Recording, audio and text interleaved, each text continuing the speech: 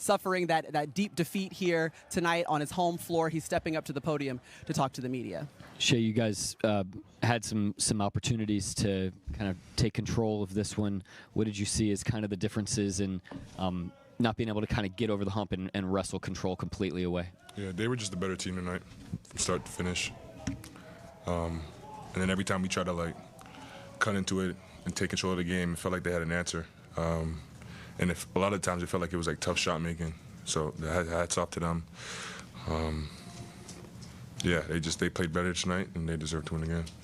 Shai, it's pretty well documented how difficult it is both for the teams that try and the teams who've done it, just how difficult it is to repeat. Are there points in these playoffs and especially in this series where you felt that, just how tough it is to repeat? Yeah, winning an NBA championship is very hard in itself to do it one time.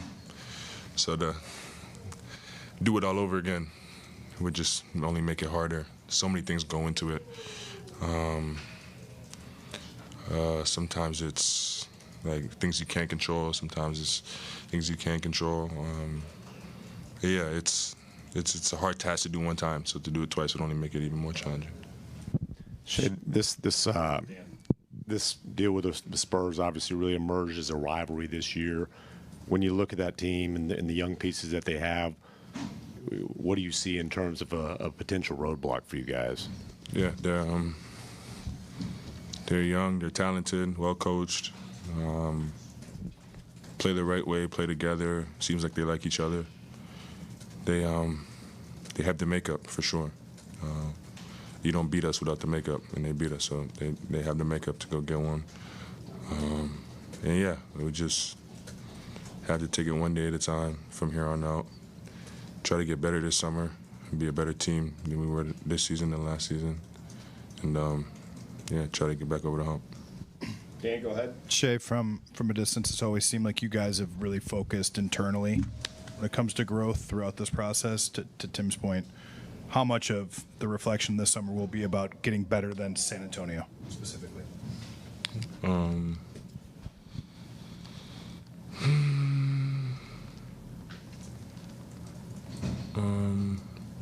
I don't know. I'm not too sure. I think in the summertime, like, you try to get better, and then you use the 82 games to figure out the bar and what needs to be done.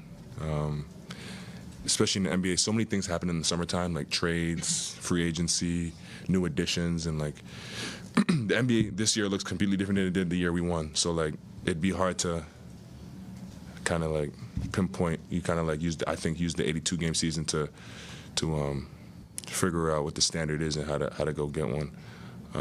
But they'll probably be somewhere in that mix for sure next season as well. Joe, go ahead. Shai, given the guys you were missing, it seemed like coming into this game you'd have to have a big night for you guys to have a chance, and you certainly did that. Do you take any solace with just how you played tonight, kind of leaving it all out there in this Game 7? Yeah. Yeah, I mean, I didn't really have a choice. Big game, big moment, win or go home. Just wanted to leave everything out there, whether the shots went in or didn't. I wanted to make sure that I gave it my all, and I was who I was today. Yeah. We'll go Jenny and then Justin. Shai, to kind of follow up on that, you're playing without a couple guys that were pretty big contributors for you guys all year. To see the guys you had out there playing like they were, competing like they were, I know you guys have talked repeatedly about the competitive nature of this bunch, but what was that like to just see that happening in real time tonight? Yeah, I'm so impressed by this group. Yeah, like, not to make any excuses, but like they're a really good team over there. And losing AJ and Dub the way we did in the midst of a series, you would think like it would be a lot harder for us. But those guys like never got discouraged. They played their butts off, and the reason why we got to this point in the series is because of them. The supporting cast was amazing this series. Hats off to them. They were big time. I wish I was a little bit more myself throughout the series to give them more of a boost, more of a chance. But yeah, I'm nothing but proud of my guys. Even as the final seconds were coming off the clock, there weren't any fans leaving and they were chanting OKC for you guys. Just you talk all the time about the support that you guys get from the fan base. What did that mean to you that moment? Yeah, it's amazing to know that no matter what, they have our backs. I've said it multiple times, Oklahoma really feels like home for me and my family. And there's no place in the country we'd rather be and live and raise a child and build your family and things like that. So the community is amazing. We'll need them again next year and the year after that. But yeah, thank you to them for who they were all season, all year. From the taste of defeat to the joy of victory, De'Aaron Fox joining us back here courtside in the Paycom Center, and they were going off about the impact that you had in this Game 7. And you've just been a stabilizing force this entire series. How does this feel to be going to the NBA Finals? It feels great, man. It feels great. This is what I came here for. People might think that we're ahead of schedule, but we feel like we're right where we need to be. Mm-hmm. Tim Duncan, you got a Shaquille O'Neal, like these bigs, transcendent bigs in history. What is it like being out on that floor, man, in a Game 7 with Wemby? They want to know. I mean, when he's just standing back there, it's like, you know that you can do things that you probably can't do if someone else is back there. But, man, just everything that he does. Like, He comes down, he shoots threes, he dribbles the ball, he can grab the rebound, bring it down. Like, he does everything. He Did that give you guys, like, a sense of calmness when he's back there? That you could be more aggressive? 1,000%. And somebody you could rely on? 1,000%. Yeah. He could be out there with a bunch of bad defenders and make them look good. Yeah. But, I mean, we have guys that can defend all across the board, so it makes our defense that much better. Let's talk about your career so far. Being in Sacramento, being traded here, understanding and knowing what you went through in Sacramento to win and try to get a team around you. Now you come to a young team with a young core with a transcendent player like Wemby. You the veteran piece that come in and stabilizes everything.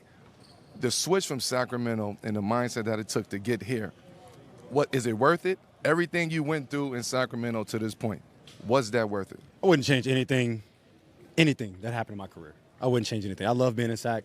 Obviously, I was there for almost 8 years. I had fun while I was there. I wanted to win. Now I'm here. And obviously, when it was going through that, like I saw the team that was being built. I'm like, this team can win a championship, especially with adding me to the team. So there were times where obviously Vic was out, Steph was out, and I had to do what I was doing when I was in Sac. And it just kept us afloat. They came back, and here we are, man. Here we are. Did that allow you to do what you do in this game tonight? Yeah, I think the confident level that it takes for you to do that tonight. Yes, 1,000%. Like I think I've been through a lot. I've been through a lot in my career, and I just want to win. And when people talked about, when I got here, me taking a lesser role, this and that, I'll do whatever it takes to win. Absolutely. That's all I cared about was trying to win a championship. Sure. Old head to the old head. I had him as a rookie. He was talking about his time in Sacramento and, watching and seeing his talent and seeing you now where you are. And I asked you, maybe it was game 2 or 3, now that you're the veteran, what has it been like? What I wanted to ask you tonight, Game 7, you hadn't had that game yet.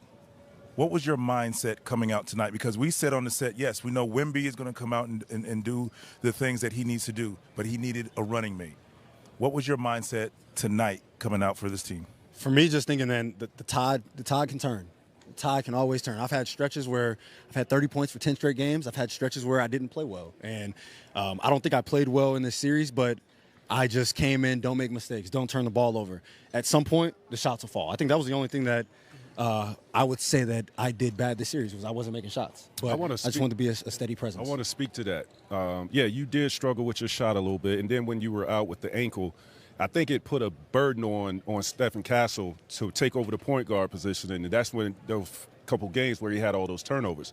That's where you came in at, and that's where your impact on this series, right? Controlling the pace, not turning the ball over, getting y'all in great sets, and getting attempts at the basket. For you, going through the ankle injury in the last series and then struggling with that in this series, talk about the resilience, right, of getting through that, having to play through that, knowing you playing with a transcendent player and what's at stake with this. Man, I love to hoop. I love to play basketball. So I missed those first 2 games. I got to see how the game's going, how their coverages are. And I came back, I'm like, I don't have to do too much. when we lost game 2, all the games that we lost, actually, we had a bunch of turnovers, gave up a bunch of offensive rebounds. I just knew that when I came in, make sure we get shots on goal and just try to help rebound, try to help box out, and we will put ourselves in a position to win a game. You've been rebounding. I didn't rebound tonight. I don't think I had one. No, not tonight. He scored. Don't look at the scores. In general. No, he scored tonight. Yeah. You put the ball in the hoop tonight. Mike. Rarely do we have an opportunity where it's like, this is my rookie, this is my vet. I just want you to give De'Aaron Fox his flowers in real time because you've seen the evolution of him. And to be here in a moment that's like a career-making moment for him, like, what do you want to say to your rook now? Oh, Put him on man. the So spot. I did. no. But By the way, De'Aaron, I do it all the time. What's crazy is I worked out at his house in high school. Yeah. Oh, Yeah. well, y'all can both say whatever you want to say. You're right. Get him in on you know, it. in the beginning, we had the struggle, but you could see the potential in him and all of the talent that he had. And it was just now, just find the structure, because the big picture is you can be in this league for a long time and dominate. And what I've said it before, and I've said it to him, and I'll say it again. When I was in Atlanta, one of the coolest things, I remember coming, I think it was out of a timeout, he came and shook my hand. He shook my hand and he said, hey, thank you and I appreciate it. Now I get it. Because you remember, he told people that he didn't think I liked him. But it was just holding him accountable because he is very capable of being in this league for a long time. And soon he'll be in the position of that vet. And now he can pass it along because that was done for us. Yeah. And I could see that in him. It was just like, no, let's look at the big picture and stay on course. And then he came in and he was like, thanks, man. Because once I was gone and not really in his ear, he was like, oh, okay, I get it now. And that was one of the coolest moments to me. So that's why every time I see him now, show him love. And like just seeing him, that's like little bro sitting out there, living in the moment, Always, man. always. Super vet. Ain't no more super vet. Yeah. So proud of you, De'Aaron Fox. Congratulations, first of all. Absolutely. We look forward to watching you in the NBA Finals. Thank you. Yes, Thank you sir. so much for joining us again. Appreciate y'all. And thank you Got for 3 dropping days the news off, about man. Pop coming down. We That's a didn't fact. say thank you for that. Yeah. Hold on, before you I go. wasn't going to say too much, but But you let Hold on. us in. Hold on. Before you go, we walk by y'all locker room. Who got the ox? Who got the ox? Who That's be all I playing want to know. Boosie Who on has the the way ox? out? today? Every day. Every time we come. Every time we're here. We can. Boost, Keldon. Yeah, Okay, I'm playing all right. Boost. There you go. We knew it. We knew it. Y'all be playing Boosie. Okay. Oh, y'all, that was calm. Y'all didn't. Oh, I thought y'all heard something else. They tried to say it was Wemby playing. Nah, Keldon like walked with the speaker, everything. Okay. Yeah.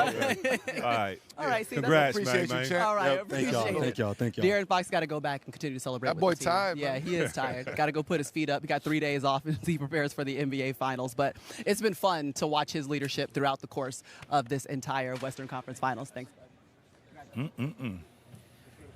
It's been fun, man. It really has. It's been fun. Y'all, can we, again, I don't think we can stress enough, obviously, the NBA being back on NBC, being able to be with you guys and celebrate, but for it to end in a Game 7 in the manner that it did, and really with, like, still 6 minutes left, we're still having a conversation about OKC being it's up. not over yet. You know what I'm saying? But the Spurs being able to hold their ground was more than impressive down the stretch, too. And that's what it is. I mean, just a team that was